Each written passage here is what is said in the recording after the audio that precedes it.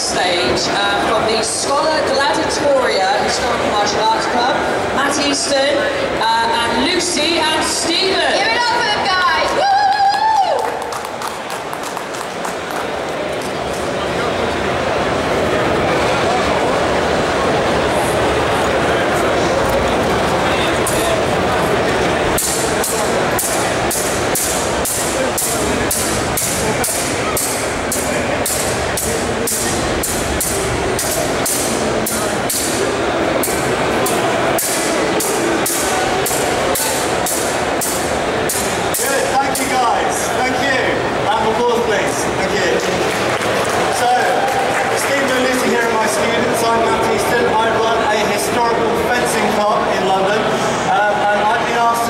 talk about the actual historical fencing techniques from the period that we're looking at here, the French Revolution.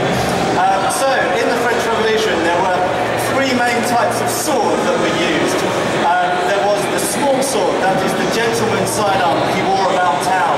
It is a thrusting sword, and it's what gave us modern foil fencing.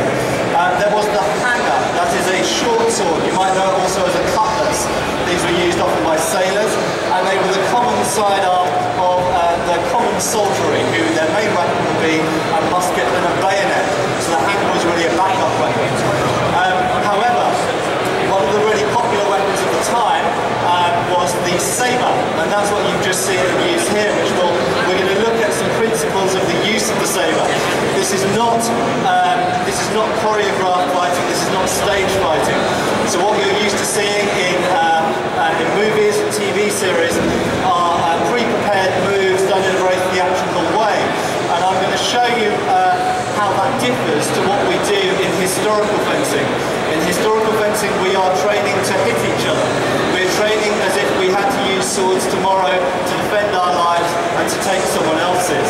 So we are training a European martial art. That's why what we're doing is known as historical European martial arts. They are based on original treatises or manuals. That is, they're written down and illustrated in this period, the 18th century and into the 19th century, showing you exactly how these weapons are used.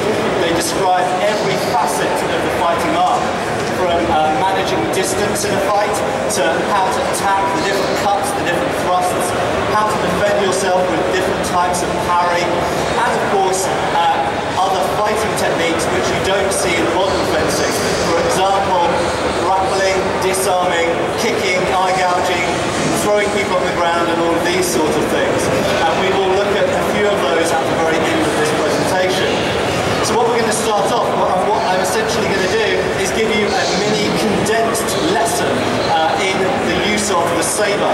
I should also mention this type of sword, or a very similar thing to it, was sometimes known as a back sword. A back sword means a single-edged sword where you have a flat back and a sharp cutting edge. This type of sword is also known as a cut and thrust sword. That is because, of course, you can cut with it and you can thrust with it.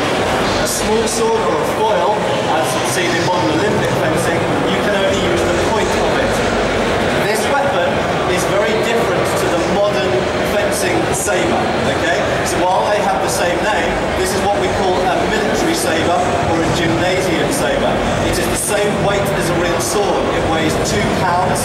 The point of balance is usually about 4 or 5 inches from the hand, and it moves like a real sword and behaves like a real sword in the hand. That also means it hits as hard as a real sword, but as you'll see, these guys wear protective equipment and fencing masks, and when we're fencing competitively, we wear even more protective equipment than this. We've got very protective gloves, we wear leg guards, very important crotch guard, and we have underneath these jackets a thrust-proof vest, so that if the blade snaps in combat, the jagged edge of the steel doesn't penetrate through the jacket and injure one of us badly. So it's potentially a dangerous sport, but the way that we practice it with a lot of protective equipment and these practice swords that are of course blunt and more flexible than the real thing makes it safer to practice. Okay? However, I'll reiterate, we are practicing a martial art to hit each other, and we compete in competitions all around the world at international events, and some of us do quite well in those competitions, but we are training for a sport. Okay?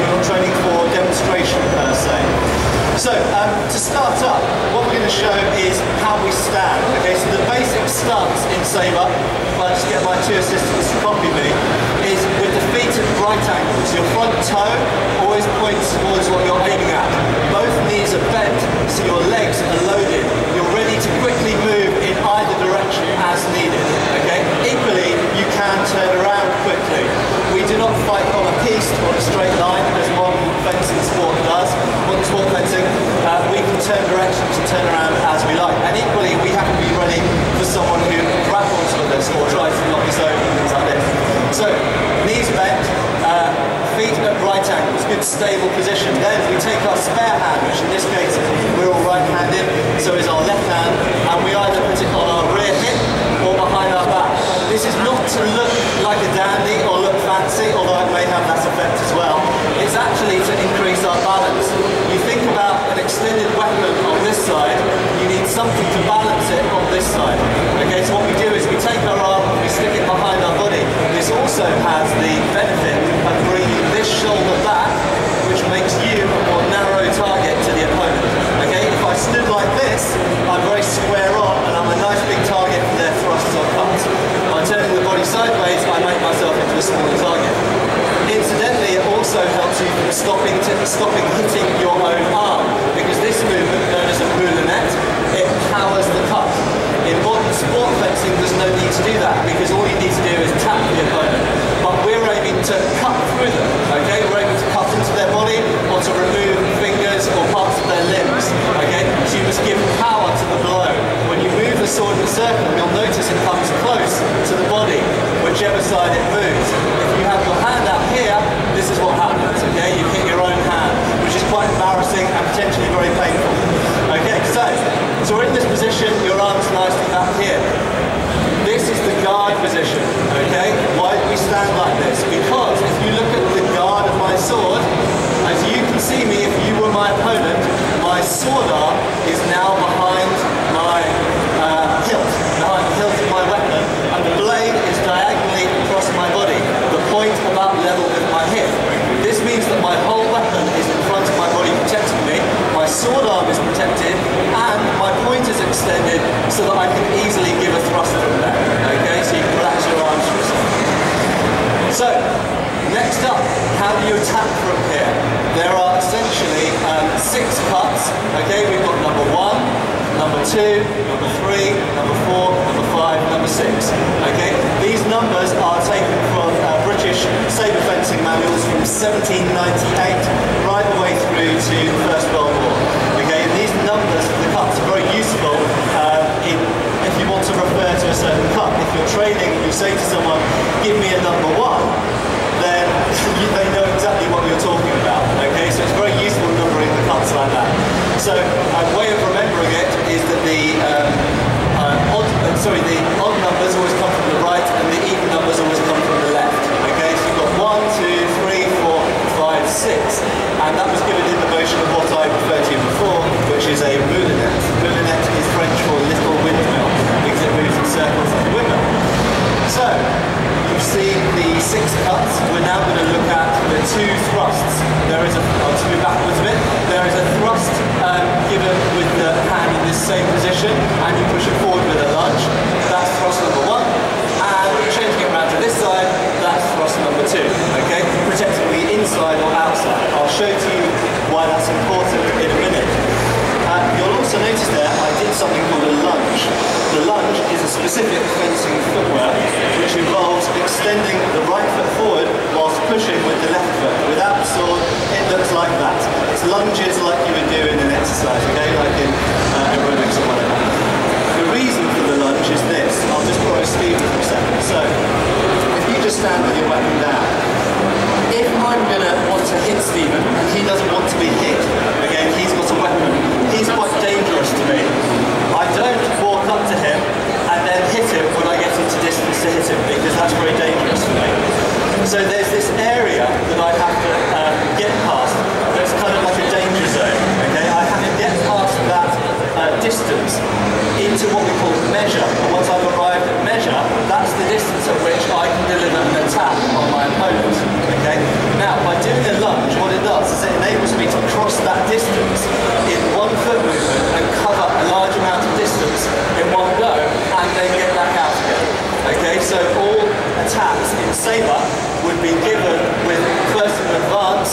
then a lunge, then a recover, back to guard, back out to distance again.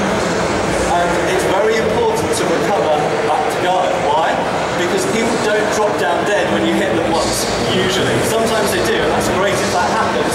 But very often if you cut someone or thrust someone with a sword, even if they're fatally injured, and this is something I research and I've written books about, it even happens with firearms as well, when people are shot. Very often when people are wounded with a weapon, even if they're going to die 4 seconds later, 10 seconds later, or 30 minutes later, they're still able to fight.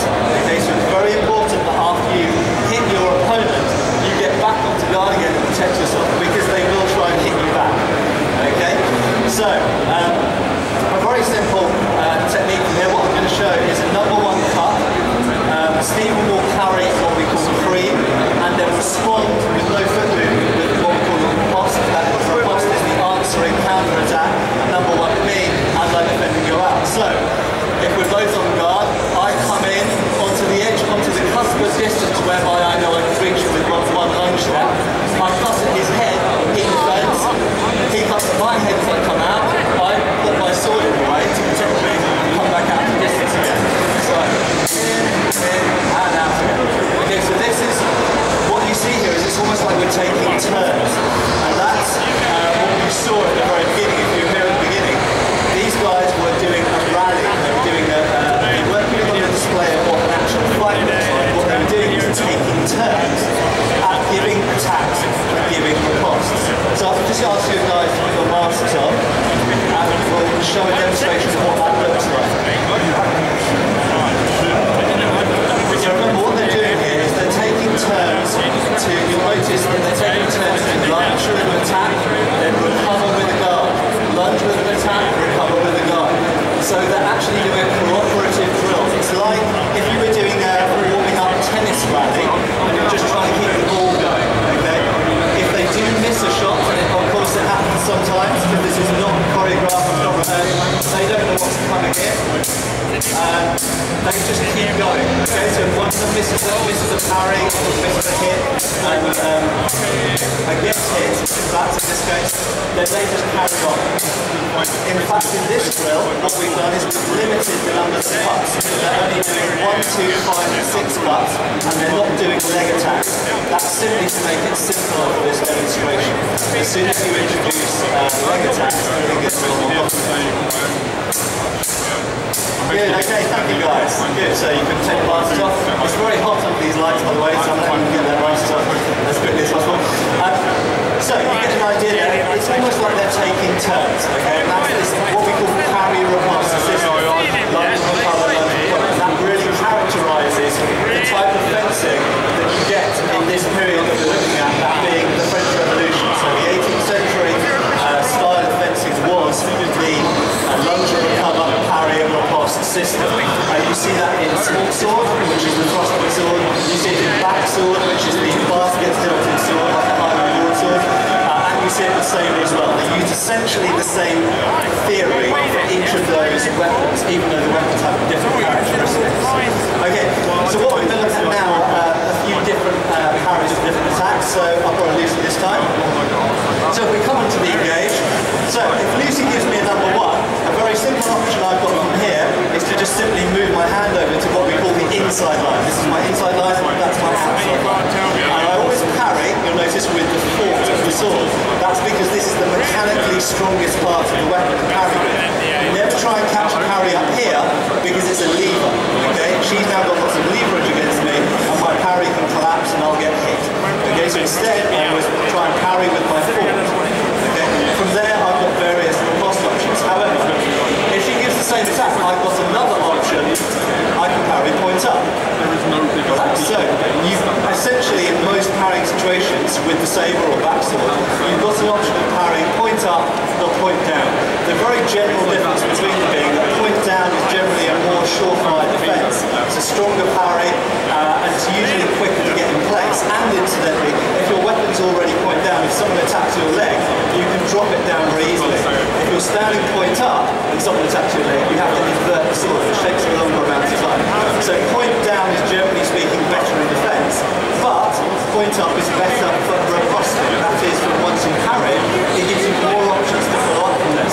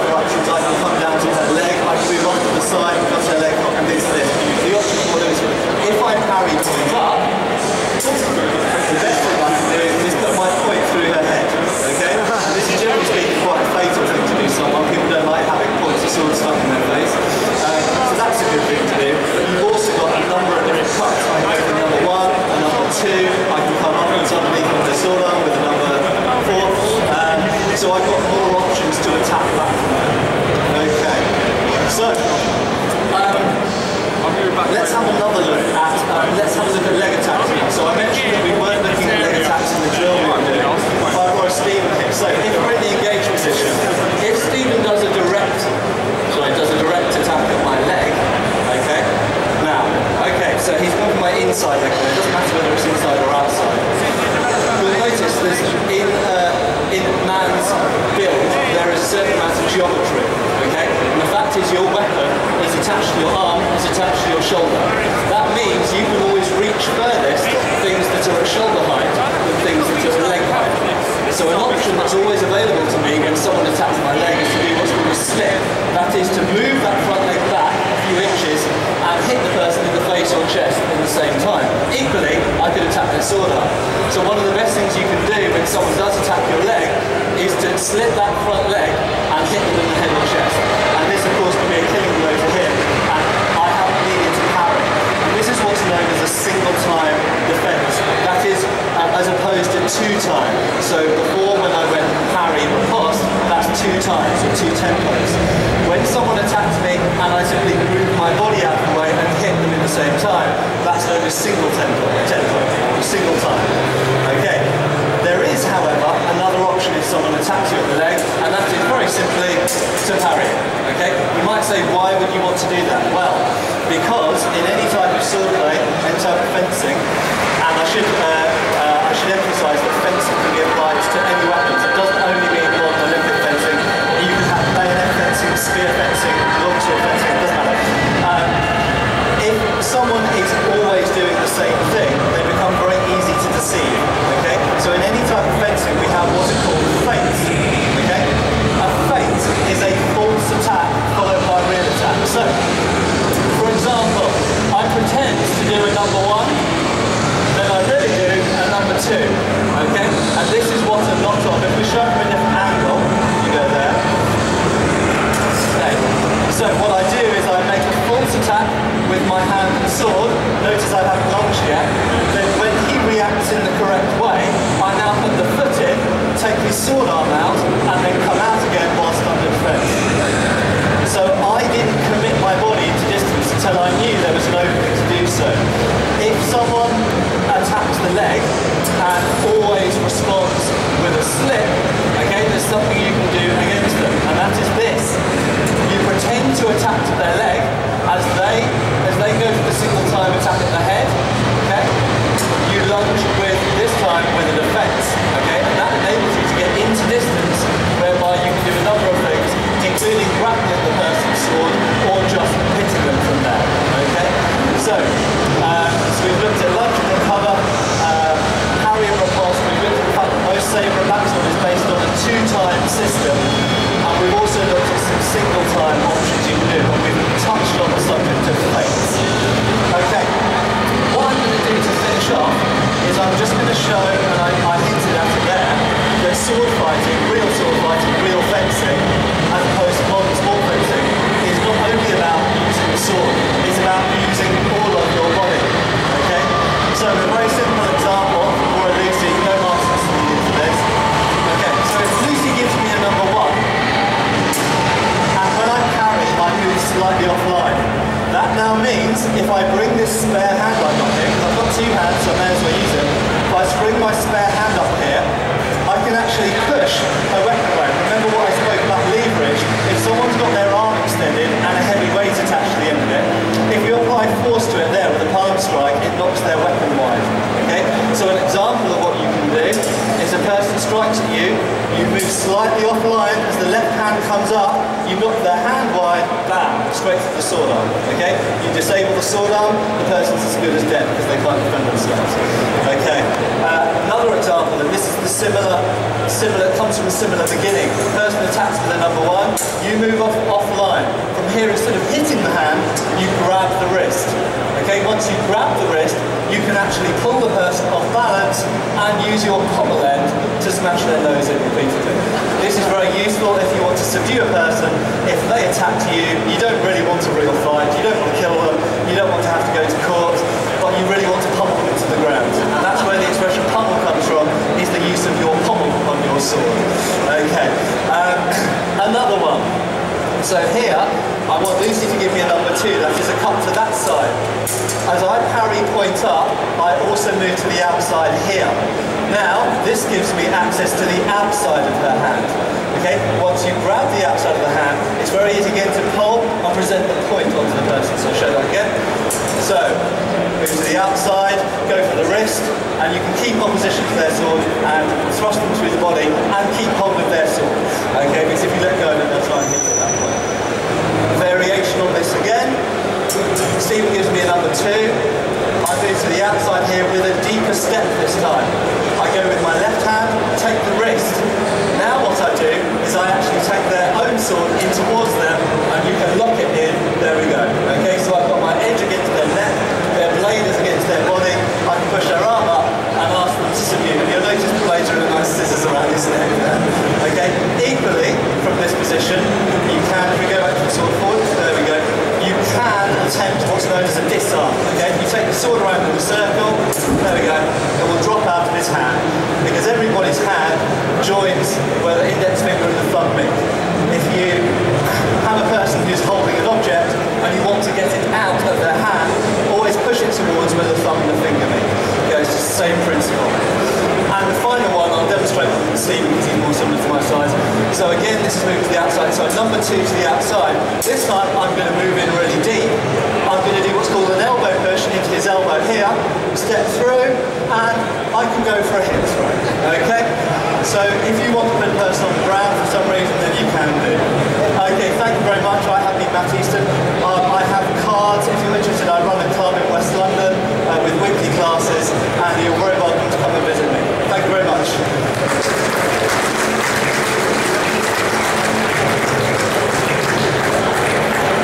Ladies and gentlemen, one more time, please give it up for the people from Scholar